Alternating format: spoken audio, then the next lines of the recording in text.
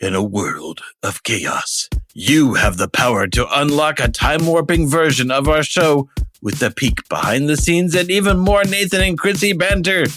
That's right. When you become a member of the most excellent 80s movies podcast at truestory.fm, you get episodes 1 week early. Plus, each episode has bonus content for your listening delight and amusement that you can't get anywhere else. And you can hop onto the truestory.fm Discord to join the conversation there too, where we chat about our show and all the other shows that truestory.fm has to offer. So be a hero to this podcast and a hero to your ears. Go to True Story FM today, click on our show page, and become a member. And when you're out there in the world, be sure to keep the most excellent 80s movies podcast motto in mind. Be excellent to each other and party on, dudes.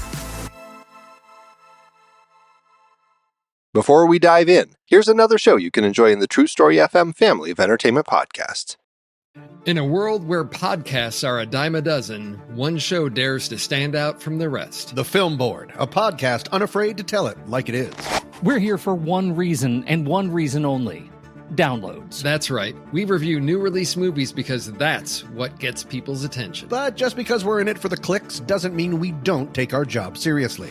We're part of the Next Reel family of film podcasts, and we're proud of it. Our reviews are just as insightful and thought-provoking as any of our other film podcasts. It's just that this podcast is all about that sweet, sweet SEO. The nectar squoze from the tree of Bing. We're only human, but we're also creators. And creators eat clicks to survive. So if you want honest, unfiltered opinions on the very latest movies right on opening weekend, delivered with the self-awareness of a team looking for downloads, then tune in to the Film Board, where every download counts, but yours counts the most. Horror movies get a bad rap. They're cheap thrills, mindless gore, not cinema, blah, blah, blah. But we here at Sitting in the Dark know better. We know that horror is more than just jump scares and chainsaws. It's a reflection of our deepest fears, our anxieties, Okay, and there's a lot of jump scares and chainsaws. Join us, Pete Wright, Tommy Metz III, Kyle Olson, and Keenan Diaz, as we cut into the dark heart of horror cinema. Every episode, we explore a different facet of the genre, from survival horror to home invasions, from zombies to birds. We tickle the tropes, analyze the angles, and sharpen our own axes along the way. We'll introduce you to the classics that shaped the genre.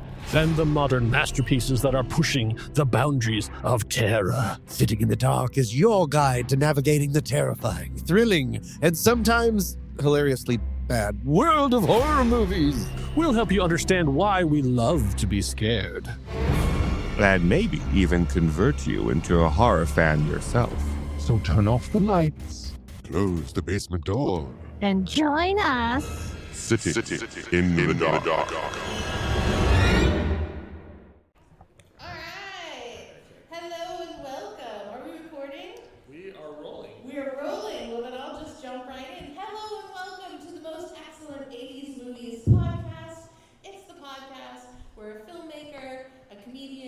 And their fabulous guests punch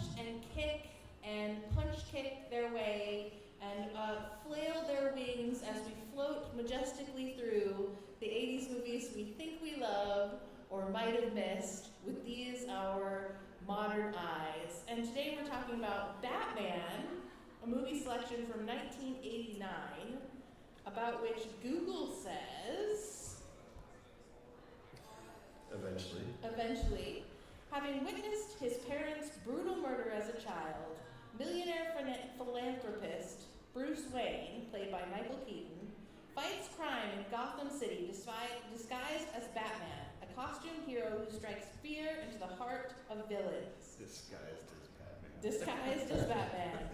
But when a deformed madman who calls himself the Joker, played by Jack Nicholson, seizes control of Gotham's criminal underworld, Batman must face his most ruthless nemesis ever, while protecting both his identity and his love interest, reporter Vicky Vale, played by Kim Basinger. All right, and now is the part in the podcast where we play the trailer, but since the internet doesn't work in here, here's how it's going to work. I'm going to play it on my phone, and we all get to listen to it.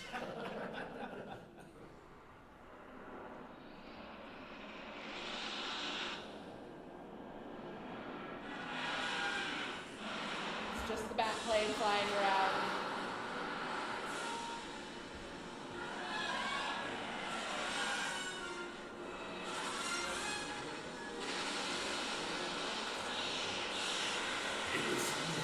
Gotham City. What now?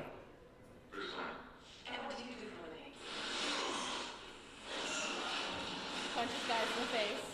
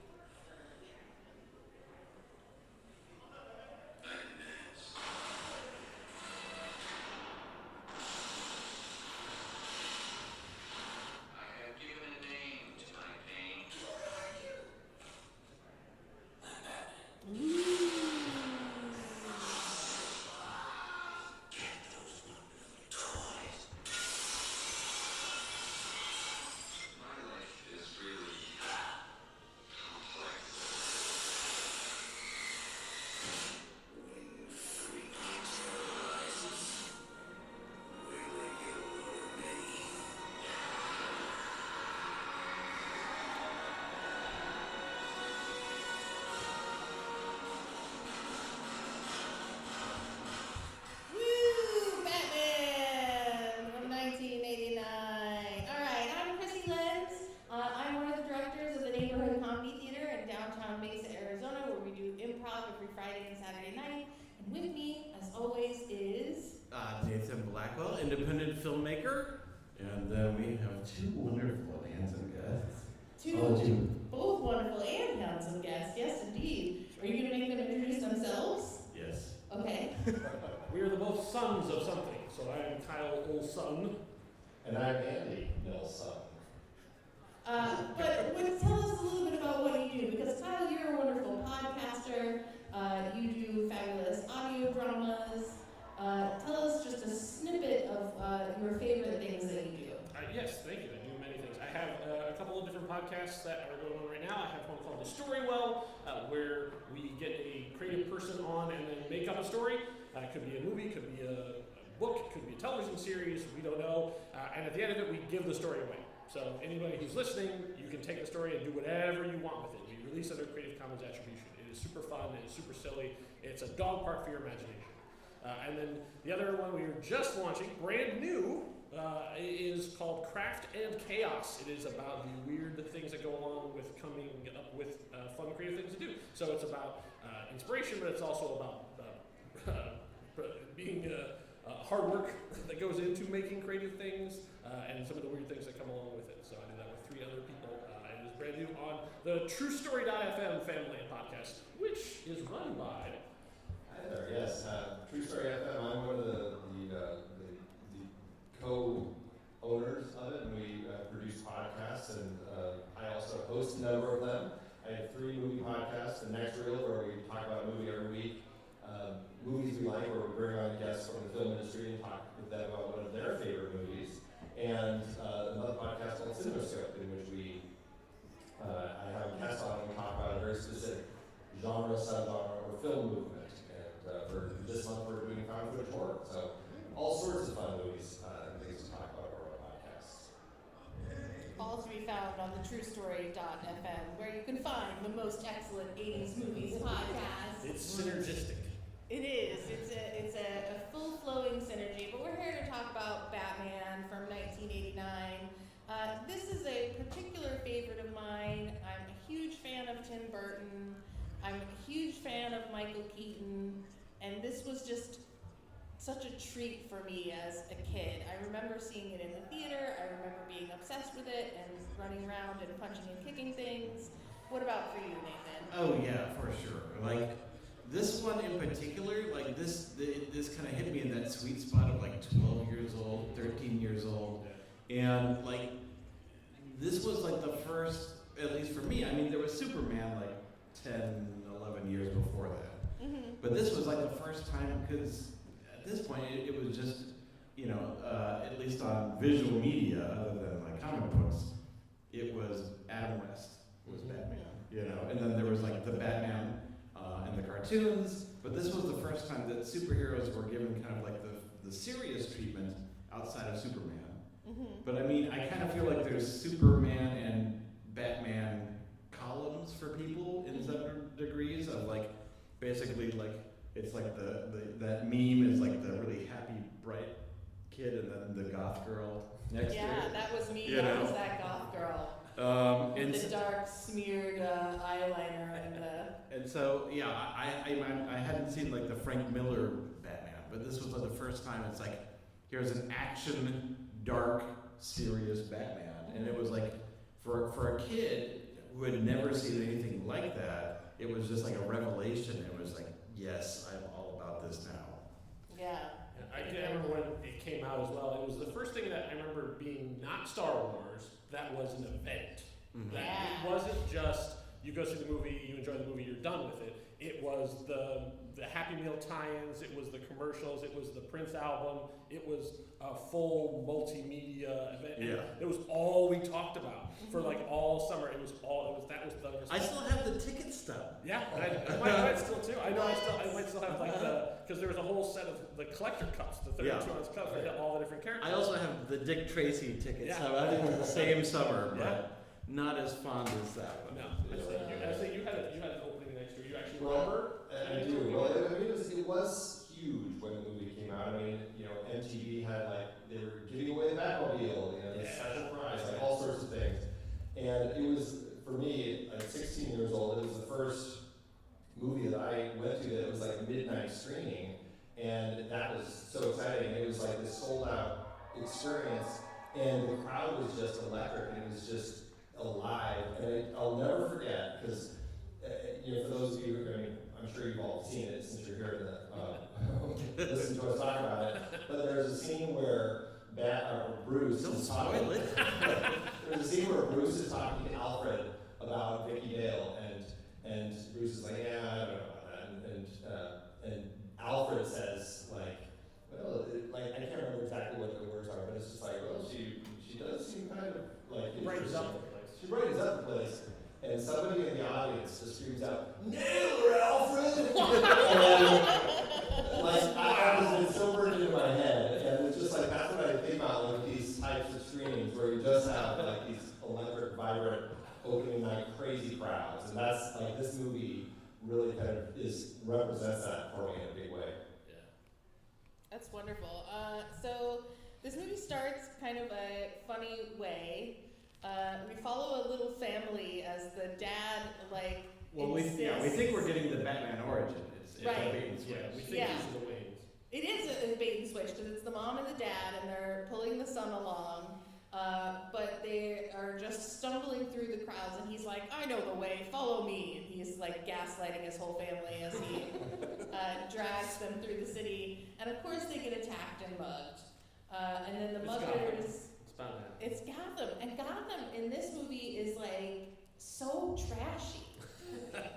And literally trashy. Like there's trash. There's trash And it's the everywhere. most realistic of all the Gothams in this kind of series as well. Do I have any pictures of Gotham? No, that's the closest. The Flugelheim Museum of Gotham.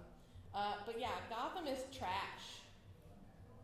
It's the worst. It's like 1970s New York. Yes. Yeah. So the little muggers sit around and they have a little powwow, and they're like, "The Bat, he doesn't exist." And then he floats in. And so Michael Keaton couldn't hear in his bat suit.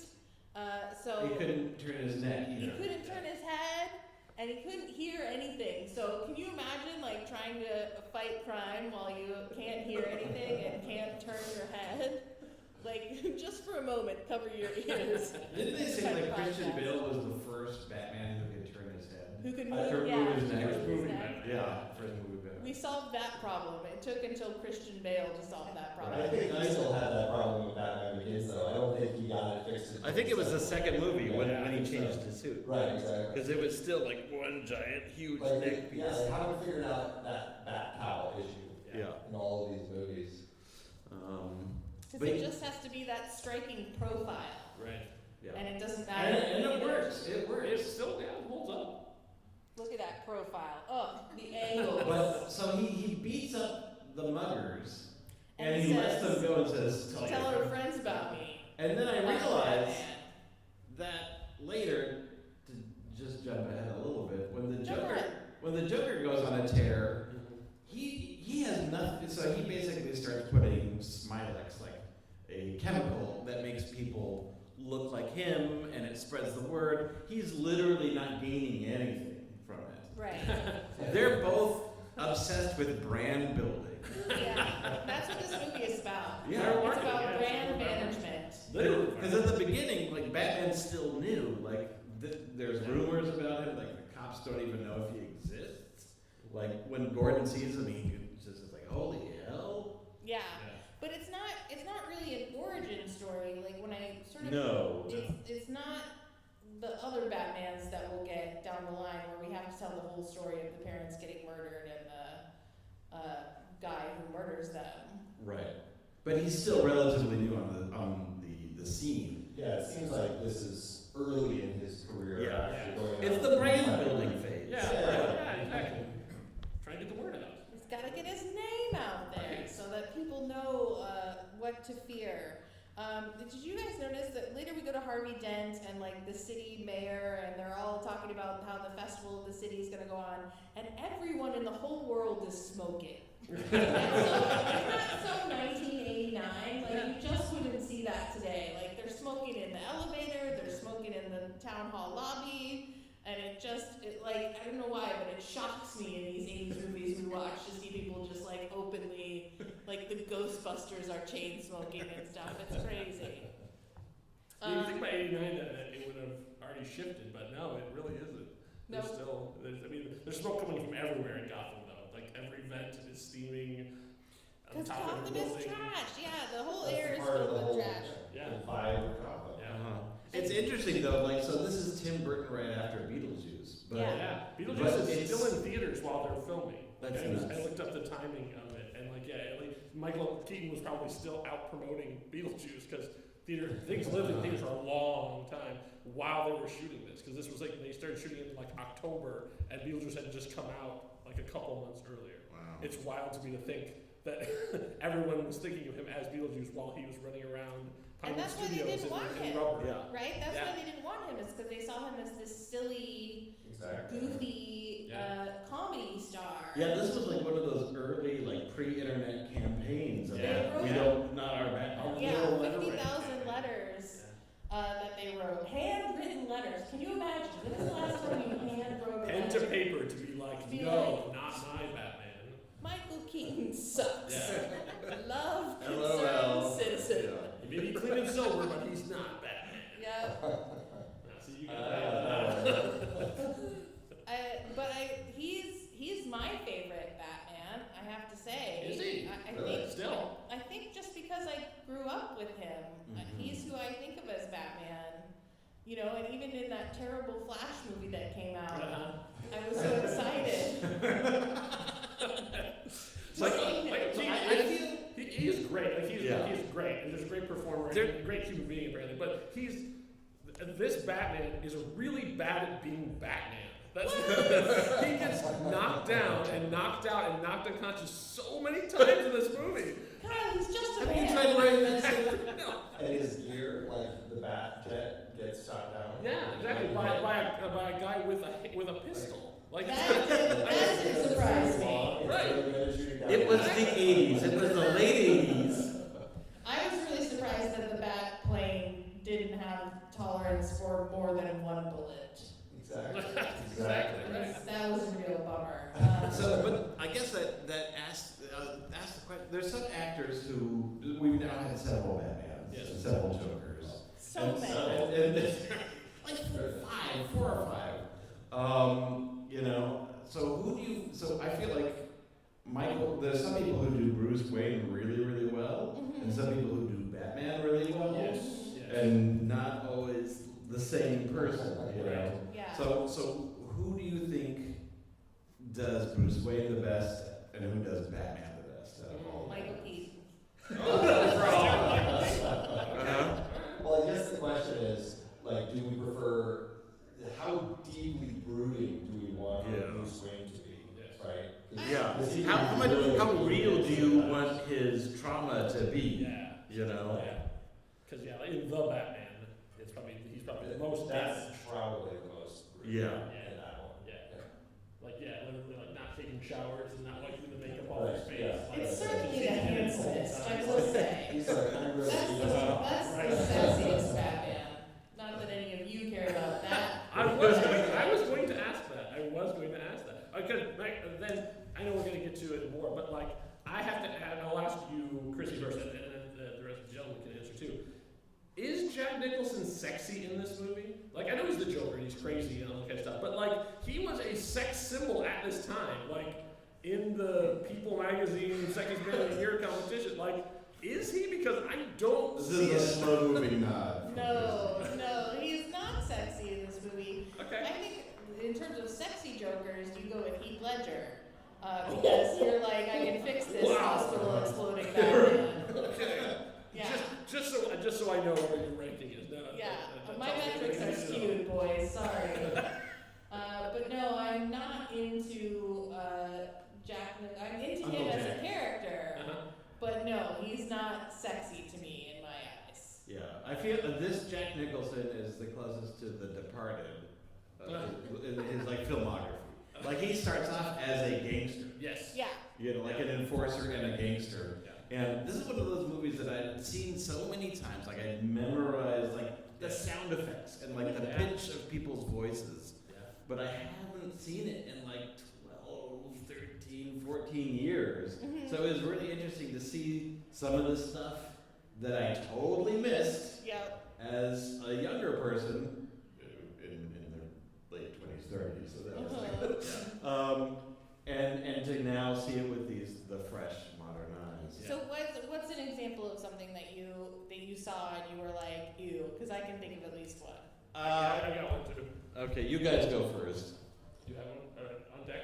I don't. Okay, all right. Batman straight out murders dudes. Like there's this whole thing of like the '60s Batman and stuff too, and you know. For like the first half, it looks like he lets people live. Yeah, you think of it, and like he's like, oh, he's dangling people and he's hanging people. Okay, and then he rolls the Batmobile into the enemy base and drops a bomb. Like they're dead. That's like, the point though, that he starts killing people. Like before. Yeah, and from then on, it's just like dropping people off of roofs and not using the grapple to catch them. I was like, oh, he's actually murdering. I set my machine guns to stun. Yeah, exactly. Yeah. He's got 2 giant machine guns mounted. Like, oh yeah, they're just for opening doors. Wink. Like, I had sort of forgotten that because like you were watching as a kid, you're like, yeah, Batman, get the bad guys, and now like, oh yeah, he's just the Punisher. He's just murdering people. But to that end, it's not like he's doing it like Pattinson is later. Like, no, he's murdering them in 1989 Tim Burton way. That's right, true. right. Also, He's less murdery than the Ben Affleck. That's one. true. Yes. Right. Yes, where he's actually just putting machine guns into people. Yeah. They're just sleeping, Kyle. They're just sleeping. Oh, they're rubber bullets. It was a rubber bomb. Yeah, grow up, Kyle. That's what it takes to live in Gotham City. So the part that really jumped out at me that made me cringe a whole lot was when he's first rescuing Vicky Vale from the Joker after the museum scene, and he asks her, "How much do you weigh?" To which she replies, 108 pounds? That's not what humans weigh. So you're saying he should have already added 25 pounds to that number? Yeah, and then so he scoops her up and they fly away and he rescues her, and then later he's like, but then "You're the winch a little more can't. than The winch doesn't go all the way up. Yeah. The winch can't take the weight. But no human woman is 108 pounds. Such a rude question, Batman, and then, to then shame her about it afterwards. To like, be fair, he had immediate reasons to ask. It wasn't curiosity. What would he have said to me? What if he asked me my weight and I told him? Would he just be like, "Well, good luck to you"? Carry on. There's the door. I only brought one grapple in. I'll be grappling out of here. He's like, okay, you get your separate grapple. You distract him, I'll be back. He's not rescuing any plus-size damsels in this movie, so yeah, that was the part that really jumped out at me. Does he rescue anyone other than Vicky? In this No. No. It feels like in this giant city, it's supposed to be like 8 million people or whatever. There's like 10 people. It's tough to see them. His neck doesn't turn. It's so smoky. It's so smoky. picture, he's holding his gun out to his side, and he's just to the eyes. The eyes are all the way over as far as they can get, because that's all he can do. But it's a dramatic look. Yeah. It's so cool, though. That was so cool. Yeah. So we do get an origin story. Oh, sorry, did you think of one? No. Okay, very good. So we do get an origin story of the Joker in this movie, though, where he gets shot and dropped into a vat of chemicals, and we get that iconic scene where he goes to the plastic surgeon, and the plastic surgeon's like, well, I don't know what you wanted me to do, but my question is, did the plastic surgeon make the smile? Well, he said all the nerves were already cut. I don't think. The origin smile is Jack Napier tries to shoot Batman. Batman deflects the bullet with his gauntlets. It ricochets off a wall and hits him in the face, and then he falls into the chemical.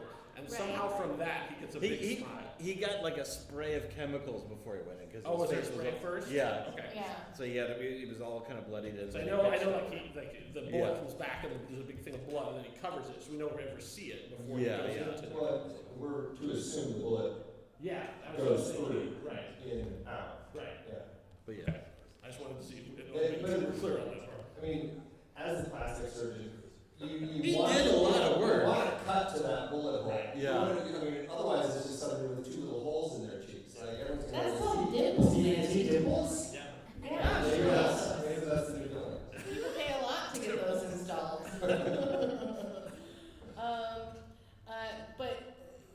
So we talked about him not being sexy. What do you guys think of the Jack Nicholson Joker? Because Jack Nicholson made a lot of money on this movie. Yeah. And he was sort of the big iconic Well, this movie really set the bar in terms of big actor salaries and payouts. Yeah. So in terms of how this affected the industry and how it affected other Batman movies, so that was one of the big stories because his deal was on the back end. I mean, a ton of money, and he also got a ton of money on the video sales. Yeah, that's where that money is. Yeah. It was then. I was there at Best Buy day one to buy the VHS, and I wore out that cassette. I probably watched it 100 times. Oh, yeah. Those you don't remember. We didn't get to watch whatever we wanted all the time. We had to go and buy the movie and actually put it in, and then when you finished, you had to rewind it and then to play it again. And they wore out. This says that he took home around $60 million, which adjusting for inflation equals roughly $144 million. That's some Robert Downey Jr. money right there. In 2022. So it's even gone up since then. Can you imagine? For 3 months. Well, it also warms my heart that he genuinely loved the experience. Yes, that's what I thought too. And he would screen it for people at his house. And has continued on, and to this day is still saying how much he loved it, how much he loved doing it. And I think he did a great job of chewing the scenery. Yes. He is so charismatic, but when I'm watching it, it's wow, that's Jack Nicholson as a Joker. Yeah, that's true. Whereas, with Heath Ledger, it's wow, that's the Joker. Yeah. Oh, that's true. That's true. But they do a great job of the face. Yeah. And the way that his lips fit onto that Jack Nicholson face. I mean, it really works well with his face. Yeah, that makeup holds up. Yeah. I mean, still even now, he can emote, he can perform, but still has that rictus grin. Yeah. But it's it's not a purist interpretation. It's like Gene Hackman as Lex Luthor. It's a fantastic version of the two meeting in the middle. It's but it's definitely Jack Nicholson as the Joker. I think he has more screen time too.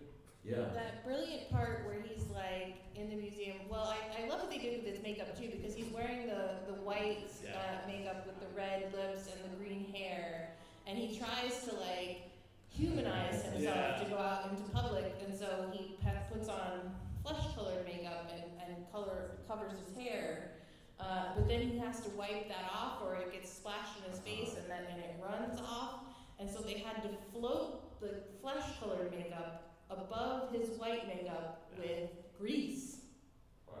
which is like so cool and gross.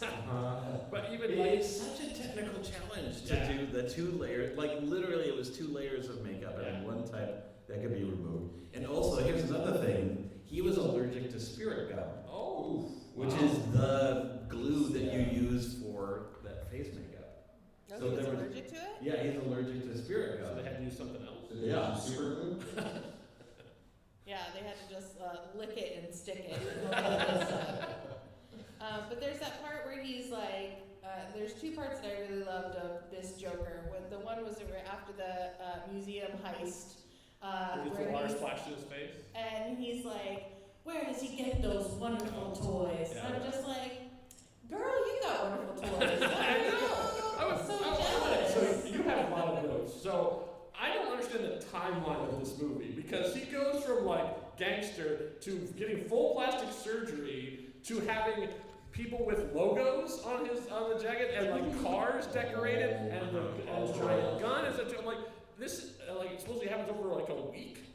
Again, his branding was really fast. Really Again, fast his and street team was on fire because, like, by the end of the movie, he's got colorful balloons and everybody is already decked out. Right, with matching satin jackets. They all, like at the art gallery, they all seem to know how to behave as a minion. Yeah. So there's obviously been some sort of like meeting beforehand and training. That's right. You know, like a weekend. Well, he's got that whole banquet room where he fries the guy with the buzzer, the hand buzzer. He's got that whole conference room at his fingertips. So why not use it for recruitment purposes and to discuss their brand vision? They certainly have their colorway figured out. Yeah. Yeah, this was the time I think, and I think this was a carryover from the Adam West Batman, which is the mindless minions must all dress the same. Yes.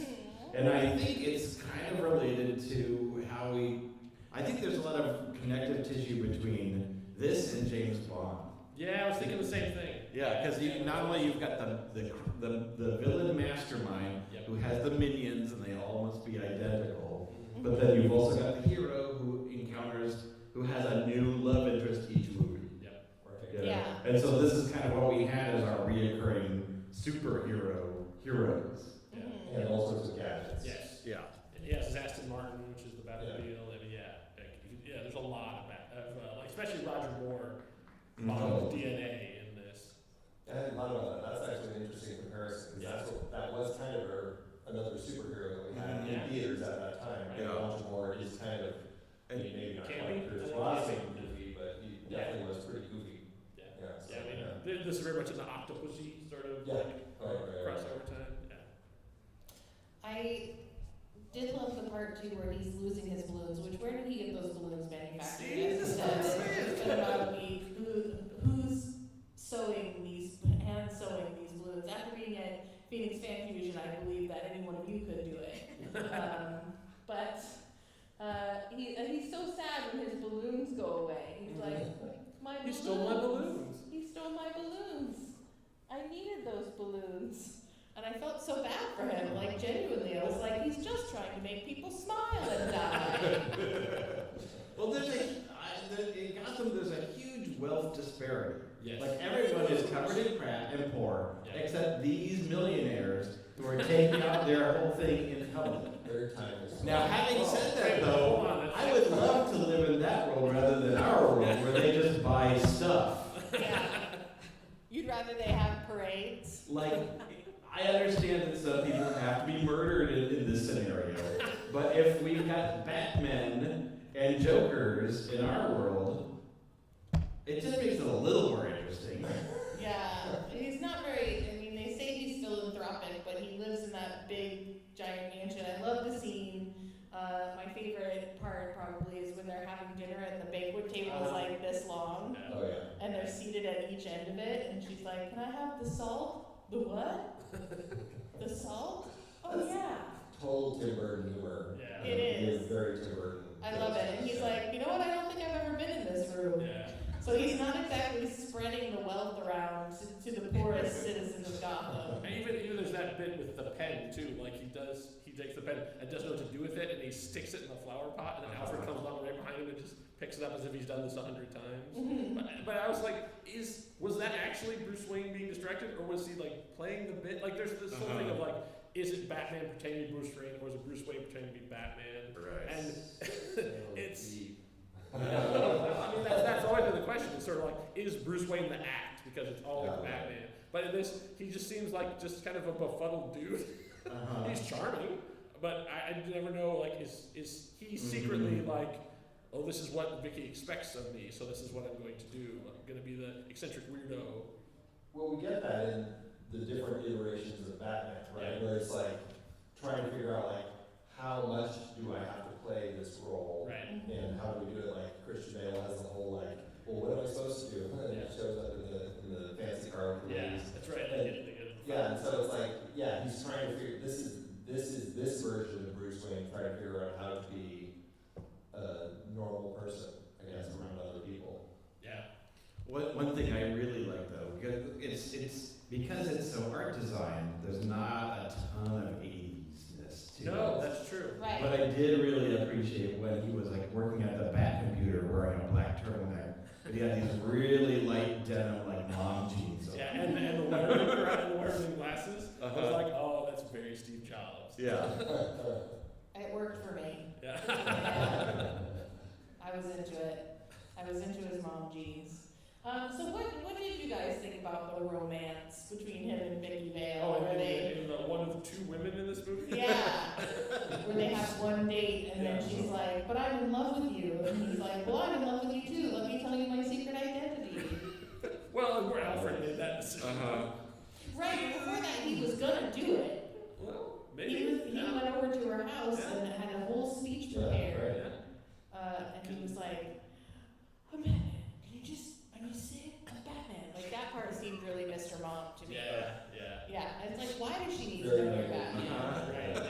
Can't you give it a weekend? Yeah. You know, maybe go somewhere together and see if it's going to work out. Yeah, literally anywhere except your house on that one date you went on. It was the 80s. It was the 80s, yeah. Wild times in the 80s. But this is one of those things, like, I mean, you have to respect her for wanting to tell her so early. It's like, you don't want them to be like, you know, at a point where he's proposing marriage and then saying, oh, and by the way, I have this side job that I do. And just, you need to know because it will probably, you know, affect some of our evenings. Yeah, it's going to affect a lot of them. And at the very end it does, because she gets in the car with Alfred and she's like, Mr. Wayne's going to be late. And she's like, no, really? I know why. It's because it's Batman. Yeah, he's up on top of the ceilings of the buildings that he won't pay to refurbish. He just wants to hang out on top of them. It's important. I mean, he's a bat. It's important. And I will say, tying into that, like we have to mention Danny Elfman and his score. That is so iconic. And you have those moments of Batman standing up in places like that, and you have Danny Elfman's score, which is like one of the best film scores. And like that makes those moments just shine and just, I mean, it's one of the reasons this movie plays so well. So. Yeah, and not, I mean, besides like James Bond, not a lot of people had theme songs. Like at this point, I mean, now it seems everybody gets a theme song, but you know, to have that, like, because even now when you play it, and everybody knows, they were playing it here at Phoenix Fan Fusion 2025. It's playing on the overhead speakers, and you know exactly what it is that lingers. Like this, how from the entire DC extended universe, none of that music really ever penetrated. Yeah, probably the Superman. Yeah, that's before. But but since then. Yeah, exactly. It's like, you know, I think I know the Zack Snyder Justice League one. When I hear it, I start feeling depressed. But yeah. But for different reasons. Yes. For different reasons. For a lot of reasons. That's Batman has one bat in a cage in his bat cave. He knows what he did. He knows what he did. What did he do? He didn't. Yeah, one bad guy. Why do you assume all animals are good guys? Yeah, right? that's a criminal animals, right? Yeah, that's the Arkham Asylum for bats. Oh, I see. So that bat was out spreading rabies to the people of Gotham. Did you guys notice that when Vicky Vale, his apartment, and the Joker comes in as Bruce Wayne is clumsily trying to tell her that he's Batman, when the Joker and Bruce Wayne fight, Vicky Vale grabs a bowl of popcorn and starts eating it. Two men fighting over me? Oh my goodness. Nice hand and she's all of us in that moment, eating her popcorn. Well, there was no scenery left to choose, so. No, and that's the part where he's like, "You want to get nuts? Let's get nuts." That's one of my favorite quotes, so I just wanted to bring that moment up. So we're not going in any particular order, so I'll say we're just jumping around. It's a little bit chaos because we're here doing it live, which feels a little odd. Usually I'm seeing all your faces in boxes when we do this. So what do you have that we haven't discussed yet? So I wanted to discuss dumbest gadgets. Oh, okay. Having said that preface, I'm so into his gadgets. I was so into his gadgets then. Oh, me too. Yeah. But speaking of poor planning, like they built this whole Batmobile and they were like, well, there's no way to open it and for him to get in, and they're like, right. What if the top slides off? And they just got a chainsaw and like made it so the top slides off. But they're like not thinking ahead to functionality. This looks so cool. It does look so cool. Batmobile is coolest gadget, and if I had to get more specific, is armor mode. Yeah, armor mode. Apparently it can't go around corners though. Yeah. No. It needs assistance. Yeah. So dumbest gadget, in my opinion, is towards the end when they're fighting in the Belfry, and the sword guy starts flipping around. Oh yeah. And he just has this extended palm. He just it just goes out like this. And it's like a 6-inch metal rod. It just pops out. What was the intended use of that? Because you built it, you planned to have this. Like, what did you think was going to happen? Because that is not a great use of that. Because the guy's coming at him, and he just you're hitting him with the end of a ruler. It's metal, but was it supposed to be to deflect? Yeah, that was I feel like that was the closest that it came to shark repellents. Yeah. Yeah. Right. For sure. Even in that same fight, there's a guy jumps down at him and crashes through the floor as a gag, and Batman seems surprised by it.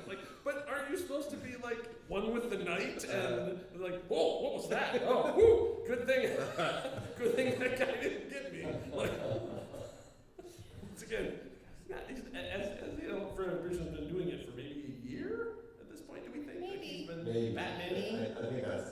I think it's less. I think it's less. Okay. Yeah. So this is the Batman 6 months. Yeah, I think the early days. Alfred's pretty free and easy with the information of who's Batman for it being such a short time. He's like, Alfred can't keep a secret. None of them have learned their lessons. That's right. Yeah. They'll figure it out. Mm-hmm. They have to kill Vicky Vale, and then he'll be like, yeah, this wasn't a good idea. I'm sorry. We never should have. She did weigh more than 108 pounds. She deserved it. That's why she's gotta go. Yeah. That's right. I thought he had too many grappling hooks. Grappling hooks were the solution to every problem. That's true. I don't know. It seemed to work. Yeah. Okay. And Or we the judge. he only uses a batarang once or twice. You're shooting the grapple thing all the time, but he only has that one click, and it comes out and he throws it. Yeah. Well, and when he steals the balloons, the bat plane is like this, That and would it be my has thing for scissors in the dumbest middle. gadget. And once again, you built a bat wing. What did you think that was going to be? Because that was built. You built it inside there. What was the intended use for the? Well, that was the Batwing to deal with large balloons. Yeah. Which is not a big problem because he crashed that one. But he just released it over the ocean too. So are we to believe that there are whales out there with the big Joker smile? And their baleen is just showing through it? I realize even the Joker asked the question, where does he get those wonderful toys still don't know. Like, even if you just consider these 4 movies as a thing, we really don't know where he gets those wonderful toys. We assume he builds them, but this Bruce Wayne doesn't seem like the mechanical type. Yeah, so he's not building them himself. No, I don't see like Michael Keaton like with his sleeves rolled up, like tuning the Batmobile, like we see Robert Pattinson later on. Well, this is why Christopher Nolan's like, we really need to explain that. Let's put Morgan Freeman in the basement. Right, exactly. You have a guy. I gotta say, for me, my gadget that I have an issue with is the Batwing, because it is so cool, and I mean that moment when it shoots up into the sky in front of the moon is one of the coolest shots, even though it makes no sense. Like, why is he doing this? Right. Like, whose perspective does he get is actually seeing this in front of the moon? Again, branding.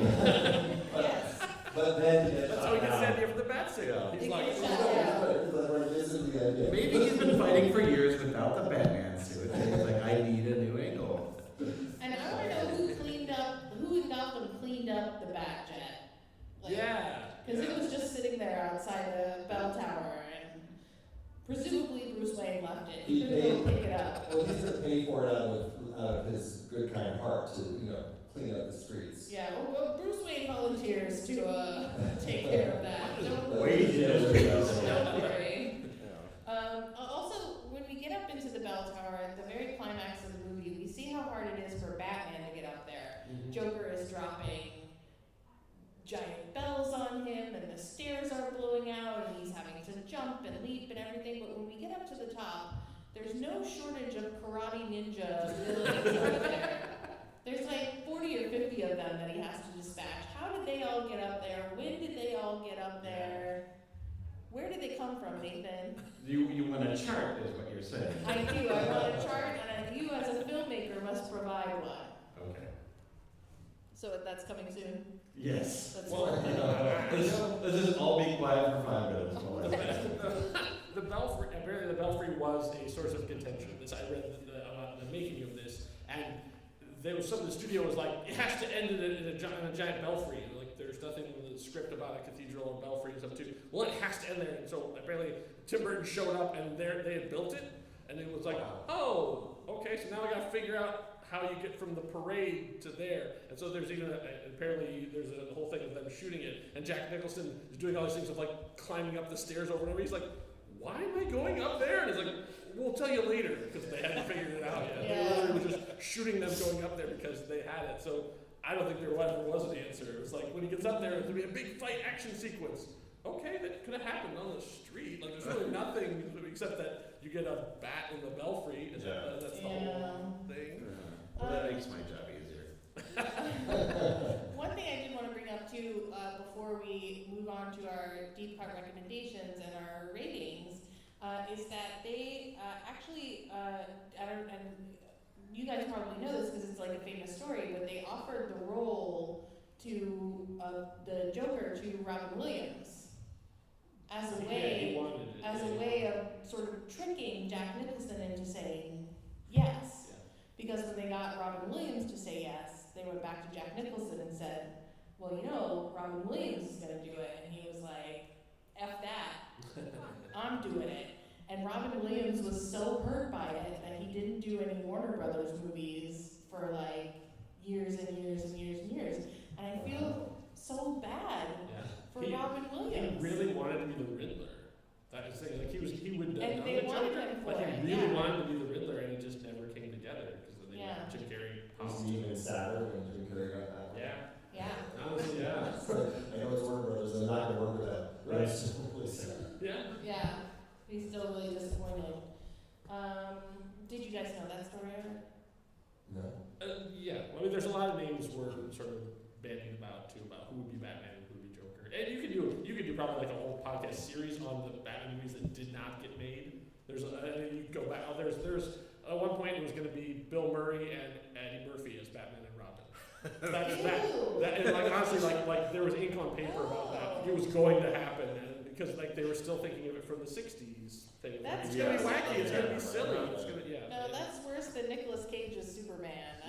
There was Batman in Space. That was the one. There was a script for that was around for a while, and then finally someone convinced them, like, what if we did it serious and it wasn't campy and it wasn't Pow Zap and Old Chum, and then here we go. And it worked out great. It worked out great. And I loved it. And there will never be a funny Batman again. It works out so well that we will never see a funny or comedic take on Batman in the movies ever. No, they tried it and it flip-flopped. Flip-flopped? Is that the term? Flopped. Just flopped? Flop. Pivoted?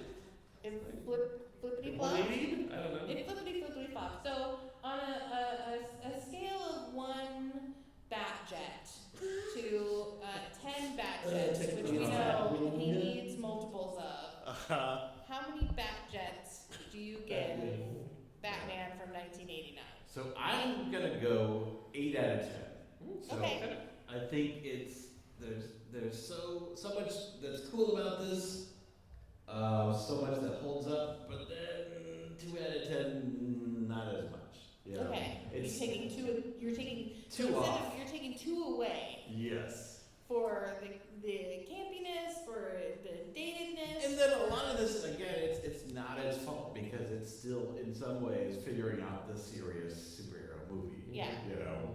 So yeah, I'd go 8 out of 10. 8 out of 10. What do you think, Kyle? I would agree 8 out of 10.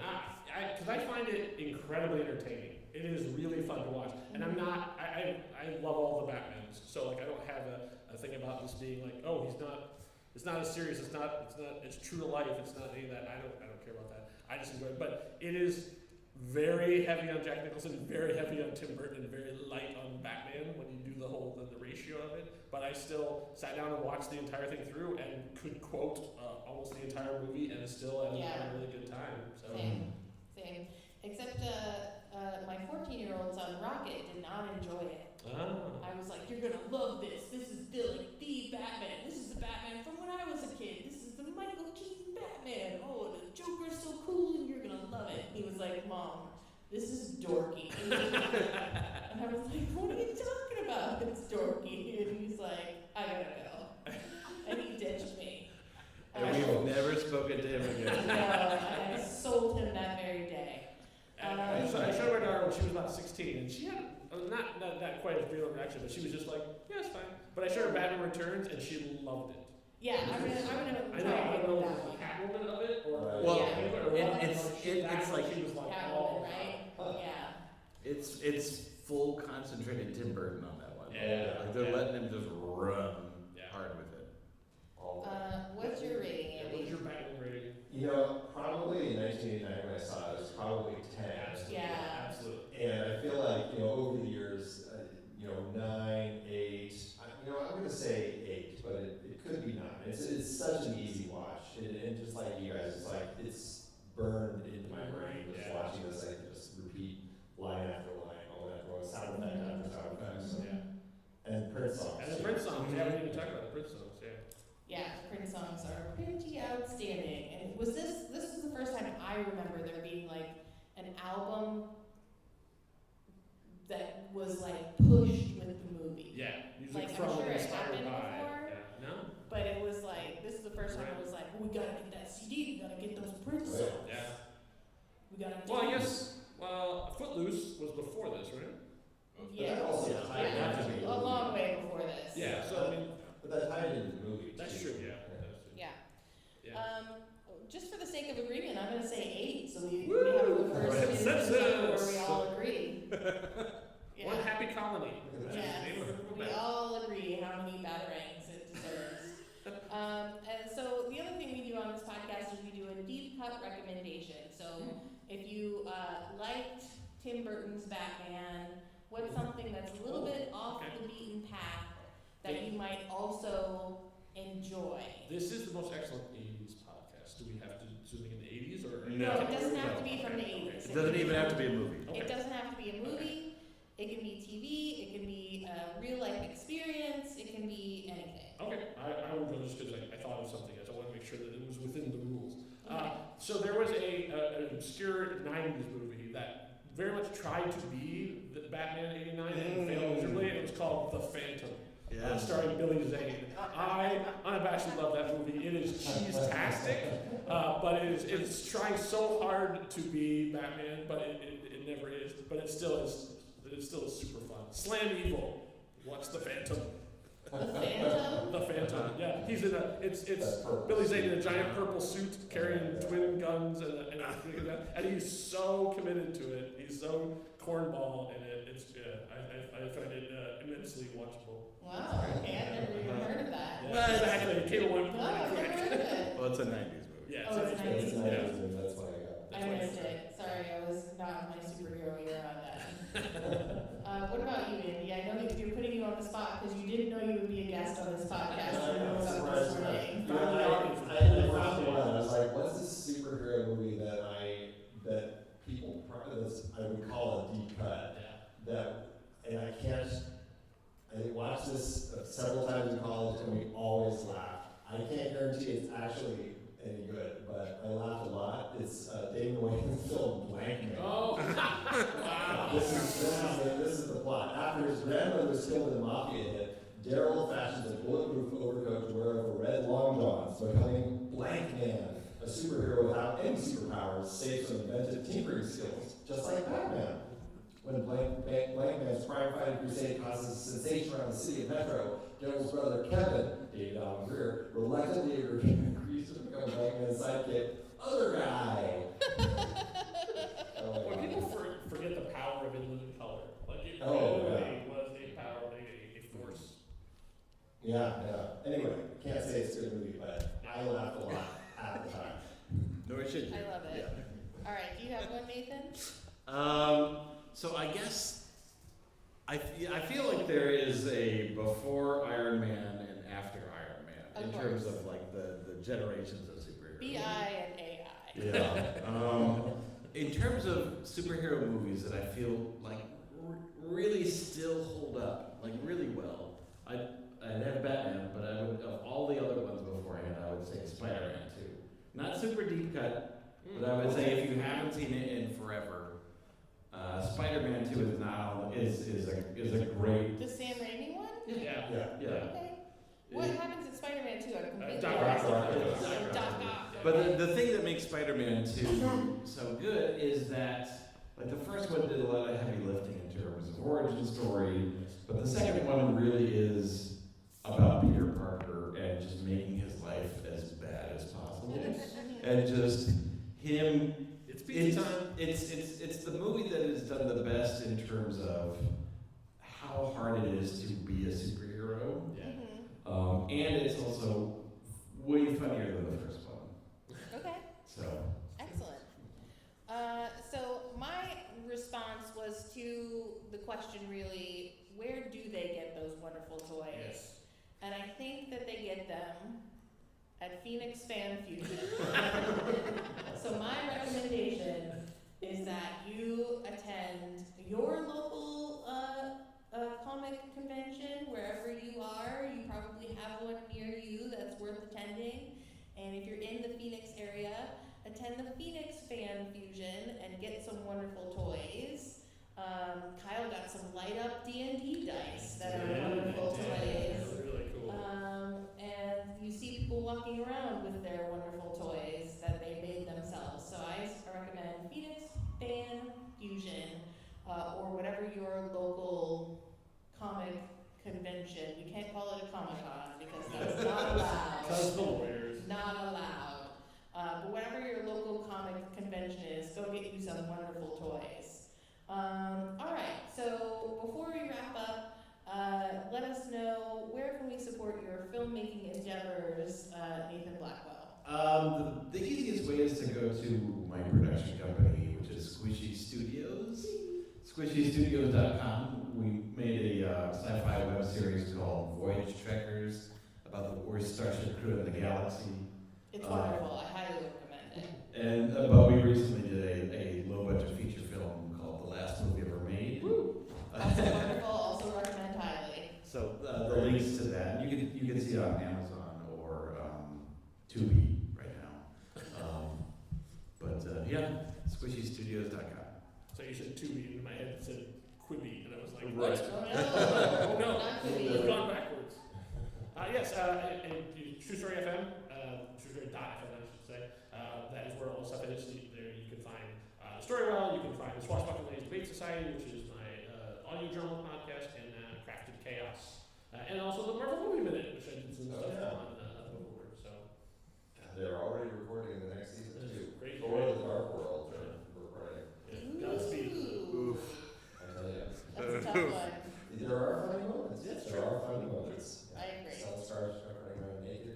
All sorts of things going on. Oh, I forgot that's that one. Yes. That's great. Yeah, anyway, True Story FM, that's where you can find all of our podcasts, trustory.fm. And we love talking movies and all sorts of different types of entertainment projects and everything, so check it out. So thank you for having us in Gotham. We appreciate you bringing us along. The two sons down here. Yes, well, we appreciate having you anytime that you can come on. Thank you for being at Phoenix Fan Fusion. Thank you, everyone, for being at Phoenix Fan Fusion. We love you, we appreciate you. If you want a sticker, come down and grab a sticker. There's an embarrassing amount of them. Please come take one. They're really extra sticky and fun. And thank you so much. And as we always say at the end of our podcast, while you're out there in the world, please keep the most excellent 80s movies podcast motto in mind. Be excellent to each other and party on!